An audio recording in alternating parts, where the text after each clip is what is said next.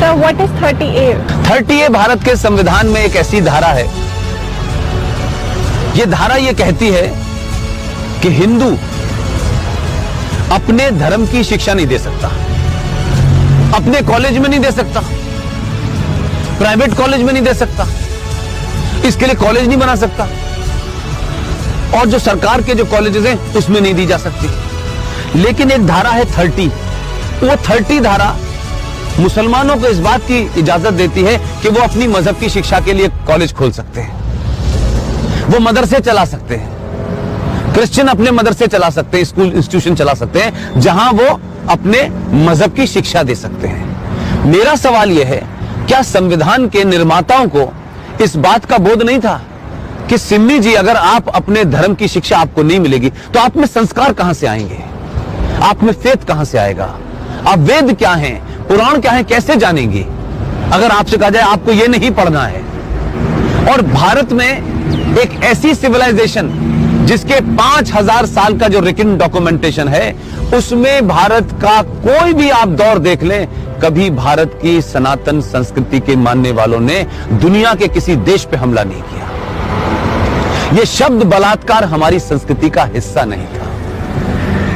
ये घूंघट इसलिए नहीं था कि हमारे यहां था, हमको गलत नैरेटिव दिया क्या। ये भारत के अंदर जब मुगल शासक आए, उनका एक ही एजेंडा था कि जितने गैर मुस्लिम औरतें हैं उनका रेप करके उनकी नस्लों को सुधारना है। ये बलात्कार शब्द हमारे साहित्य का हिस्सा नहीं था, ये तलाक शब्द हमारे साहित्य का हिस्सा नहीं था।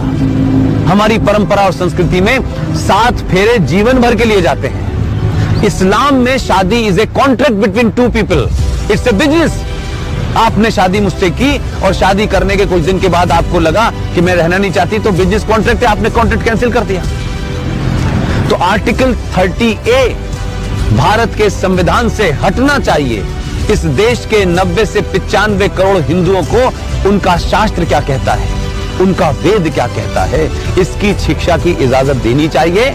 और मंदिरों के ऊपर जो हिंदू पैसा चढ़ाते हैं, यह भी एक लॉ है जो नहीं पता देश को। भारत के जितने भी मंदिर हैं उस पे जो पैसा चढ़ता है वो सरकार के खजाने में चला जाता है।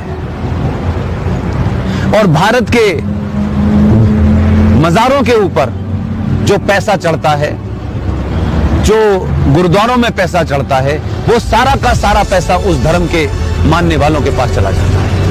सिर्फ भारत के हिंदुओं का पैसा जो आप अयप्पा पे चढ़ाती हैं, जो महाकाल पे चढ़ाती हैं, जो वैष्णो देवी पे चढ़ाती हैं, वो पैसा सरकार ले लेती है।